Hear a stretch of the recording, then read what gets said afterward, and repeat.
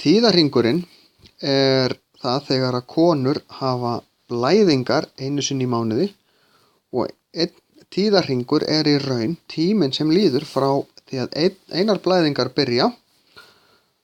og þangað með að þær gangi yfir og svo að meðaltali 28 daga þangað til næstu blæðingar byrja aftur. Það er sem sagt einn hringur. Tíðahringurinn, honum er stjórnað af heiladinglinum. Heiladingullinn, hann framleiðir hormón sem að berast til eggjastokkana og hafa áhrif á það að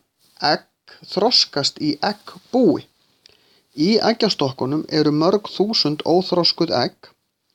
og í raun þegar kona fæðist þá eru öll eggin þarna til staðar. Þau eiga svo eftir að þroskast eitt á mánuði þann tíma sem að hún er á barnsburðaraldri sem er svona frá unglingsárum og fram undir eða öðru megin við 50. Það sem að gerist á meðan að eggbúið er að verða til og þetta tekur það bil 14 daga að þá er eggbúið að fá eggjastokkin til þess að framleiða estrogen sem er kvenkynshormón og það ýtir á eftir myndun slímhimnu, legslímu í leginu sem er bara verið að undirbúa legið fyrir að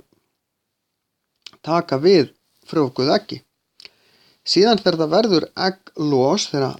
eggbúið hleypir egginu út úr eggjastoknum, það köllum við egglos, þá breytist eggbúið yfir eitthvað sem við köllum gulbú og gulbúið fær eggjastokkin til þess að framleiða prógesterón sem er annað kvenkynshormón og það þroskar slímhimnuna í að vera tilbúin að taka við frjóvguðu eggi og í raun ef við